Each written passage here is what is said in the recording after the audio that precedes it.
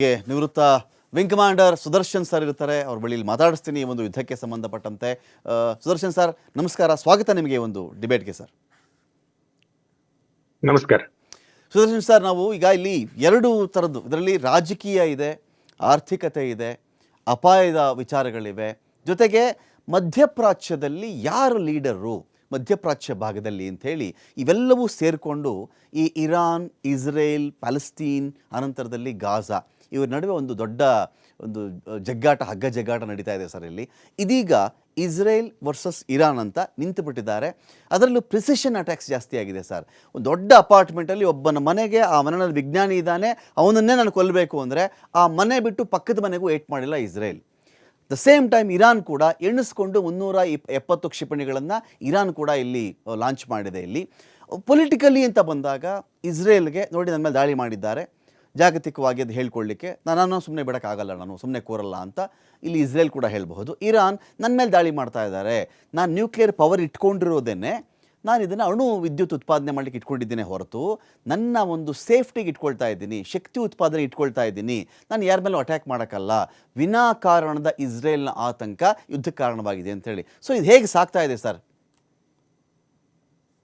ಈಗ ನೋಡಿ, 1981ರಲ್ಲಿ 5 ದೊರೆ ಏನಿದ್ದ ಇರಾಕ್ನಲ್ಲಿ, ಅವನು ಹಿಂಗೆ ಹೇಳ್ದ, ನಾವು ವಿದ್ಯುತ್ ಉತ್ಪಾದನೆಗೋಸ್ಕರ ನಾವು ಅಣುಶಕ್ತಿಯನ್ನ ಜರ್ಮನಿಯಿಂದ ಖರೀದಿಸ್ತಿದೀವಿ ಅಂತ. ಇಸ್ರೇಲ್ ಅವಾಗ ಅವರಿಗೆ ಪರಿಪರಿಯಾಗಿ ಕೇಳ್ಕೊಂಡ್ರು, ಬೇಡ ಕೊಡಬೇಡಿ, ಇದು ಅಣು ಬಾಂಬ್ ಮಾಡ್ತಾರೆ, ಅವರು ಅಣು ಬಾಂಬ್ ತಯಾರು ಮಾಡದೆ ಇಸ್ರೇಲ್ ಮೇಲೆ ಹಾಕಕ್ಕೆ ಅಂತೇಳಿ. ಆದ್ರೂ ಆಗ್ಲಿಲ್ಲ. ಇದು ಇರಾಕ್ನವರು ಒಂದು ಒಸಿರಾಕ್ ಅನ್ನೋ ಒಂದು ಬಾಗ್ದಾದ ಹೊರೆಯ ವಲಯದಲ್ಲಿ ಇದನ್ನ ಆಗ್ಲೇ ಪ್ರಿಪೇರ್ ಮಾಡಿಬಿಟ್ಟಿದ್ರು. ಅದರ ಒಂದು ಸ್ಟ್ರಕ್ಚರ್ ಏನಿದೆ ಪ್ರಿಪೇರ್ ಮಾಡಿಬಿಟ್ಟಿದ್ರು. ಆದ್ರೂ ಇದು ಮುಂದೆ ಅಪಾಯ ಬರುತ್ತೆ ಅಂತ ಹೇಳಿ ಅವರು ಇಸ್ರೇಲಿ ಪೈಲಟ್ಗಳು ಅದನ್ನ ಧ್ವಂಸ ಮಾಡಿಬಿಟ್ರು. 4 ಶತ್ರು ರಾಷ್ಟ್ರಗಳ ಮೇಲೆ ಹಾರಿಕೊಂಡು ಹೋಗಿ ಅದನ್ನ ಕೆಲವೇ ಗಂಟೆಗಳಲ್ಲಿ ಧ್ವಂಸ ಮಾಡಿಬಿಟ್ರು. ಅದೇ ತರ ಕಾರ್ಯಾಚರಣೆ ಈಗ ನಡೀತದೆ. ಇದೊಂಥರ ಅದರ ಮರುಕಳಿಕೆ ಅಂತ ಹೇಳ್ಬೋದು. ಯಾಕಂದ್ರೆ ಈಗಾಗಲೇ ಎಲ್ಲಾ ಬೇಕಾದ ವಸ್ತುಗಳನ್ನ ಕಲೆಕ್ಟ್ ಮಾಡಿದ್ದಾರೆ. ಆಮೇಲೆ ಯುರೇನಿಯಂ ರಿಚ್ನೆಸ್ ಏನಿರುತ್ತೆ ಅದು 60% ಆಗಿದೆ. ಅಂದ್ರೆ ಒಂದು ಬಾಂಬ್ ತಯಾರಿಕೆಗೆ 85% ರಿಚ್ನೆಸ್ ಆಗ್ಬೇಕು ಯುರೇನಿಯಂ 235.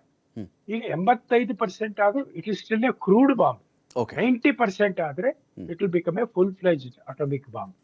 ಸೊ ಇದು ಕೆಲವೇ ತಿಂಗಳಲ್ಲಿ ಆಗ್ಬೋದು ಅಥವಾ 1 ವರ್ಷದೊಳಗೆ ಆಗ್ಬೋದು. ಅದರಿಂದಾಗಿ ಈ ಪ್ರಿಯಂಪ್ಟಿವ್ ಸ್ಟ್ರೈಕ್ ಇಸ್ರೇಲ್ ಮಾಡೋದು ಯಾಕಂದ್ರೆ ತಮ್ಮನ್ನು ತಾವು ಉಳಿಸ್ಕೊಳಕ್ಕೆ.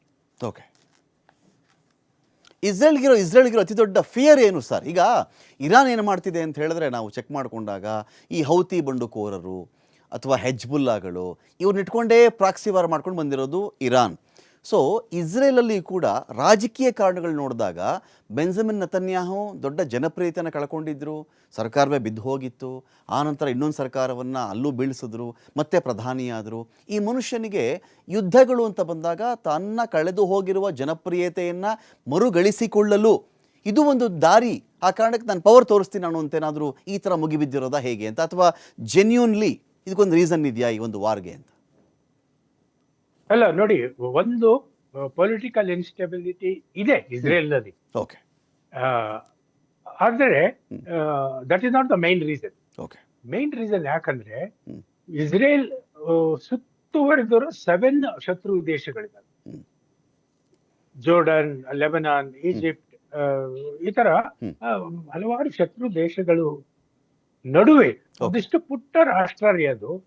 ಇಸ್ರೇಲ್ ಅಂದ್ರೆ ಎಷ್ಟು? ಕರ್ನಾಟಕದ 3ನೇ ಒಂದು ಭಾಗ, ಇಲ್ಲಿಂದ ದಾವಣಗೆರೆಗೆ ಹೋದಾಗೆ ಅಷ್ಟೇ ಅದ್ರ ಇರೋದು. ಬಟ್ ಆದ್ರೆ ಅದರ ಅಸ್ತಿತ್ವವನ್ನು ಉಳಿಸ್ಕೊಳ್ಳೋಕೆ ಪ್ರತಿದಿನ ಅದರ